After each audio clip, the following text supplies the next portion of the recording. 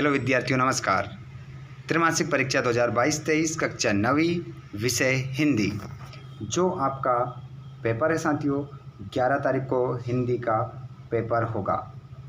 Student सभी ध्यान दीजिएगा, जितने भी हमारे क्लास 9th वाले स्टूडेंट्स हैं, आप लोगों के लिए आज के इस वीडियो में मैं बताने वाला हूं हिंदी के ऐसे प्रश्न जो आपको त्रैमासिक एग्जाम में देखने को मिलेंगे।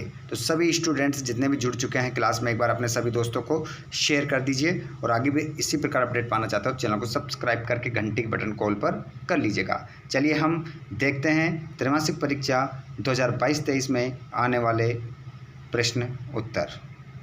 ये क्वेश्चन आपको पेपर में देखने को मिलेंगे साथियों। देखिए क्वेश्चन नंबर पहला, यहाँ से जो भी क्वेश्चन आपको बताया जा रहा है 100% जो पेपर में आने की पूर्ण संभावना रखते हैं वही पेपर आपको बताया जा रहा है। गधे के छोटे भाई का नाम क्या है? तो खालिस्तान में आपको भरना पड़ेगा बैल। बैल करेक्ट आंसर आपका हो जाएगा। ऑप्शन भी आपको सामने ही मिलेंगे, अच्छे से देख देख कर भर लीजिएगा। ऋषि मुनियों के गुण में पहुँच गए, तो ये पहुँच गए हैं आपके गधे में, ठीक है। अड़ियल का अर्थ होता है हड्डी। झूरी के बैल जाति के थे, पछाई जाति के। झूरी ने दोनों बैलों को अपनी भेजा, कहाँ भेजा? ससुराल, ठीक है। झूरी ने दोनों बैलों को कहाँ भेज दिया था? अपने ससुराल भेज दिया था।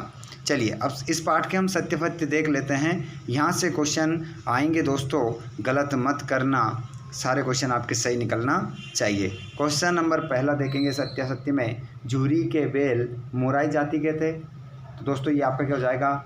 असत्य हो जाएगा, क्योंकि कौन सा था? छपाई जाति के पछाई, ठीक है। क्या बोलते हैं इसको?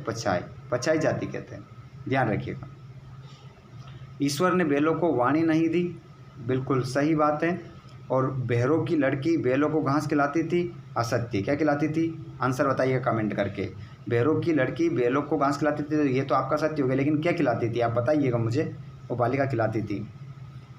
हीरा और मोती में गहरी दोस्ती थी, तो ये भी क्या हो जाएगा? सत्य हो जाएगा। और हीरा और मोती गया के यहाँ जाकर विद्रोही हो गए, तो बिल्कुल क्या सत्य बात है, बिल्कुल ये बात सत्य है, दोनों विद्रोह करने लग गए थे। अगला क्वेश्चन है एक शब्द एक वाक्य में उत्तर। तो यहाँ पर देखिए क्वेश्चन नंबर पहला, जानवरों में किसे सबसे बुद्धिमान समझा जाता है?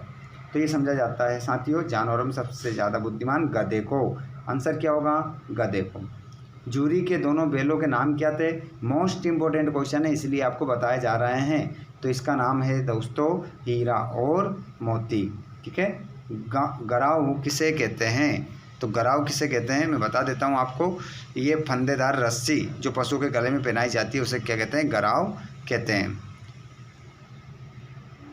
क्वेश्चन नंबर अगला है आपका, मित्रता की पहचान मुसीबत में होती है। मित्रता की पहचान मुसीबत में होती है, ठीक है। तो यहाँ पर क्वेश्चन था कि मित्रता की पहचान कब होती है? तो मित्रता की पहचान मुसीबत में होती है। झूरी ने दोनों बैलों को कहाँ भेजा? तो झूरी ने दोनों बैलों को अपने ससुराल भेजा।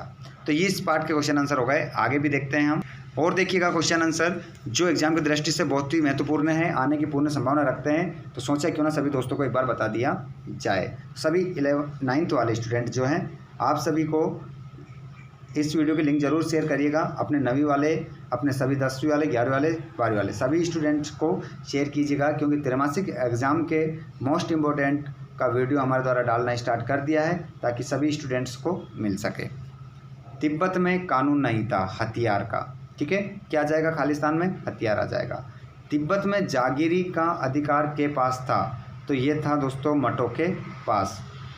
तिब्बत में खेती की व्यवस्था देखते हैं, तो यहाँ के देखते हैं मठ का भिक्षुक। ढांडा दोगला के लिए उपयुक्त है, तो ये है साथियों डाकुओं के लिए, यहाँ पर बहुत ज़्यादा डाकू रहते हैं। कंजूर खजूर का रूप है, तो ये है आपका विकसित रूप है, ठीक है। और यदि हम बात कर रहे हैं इस पाठ के सत्य की, तो डांडा थोंगला व्यापारियों के लिए उपयुक्त है, तो ये गलत बात है, ठीक है।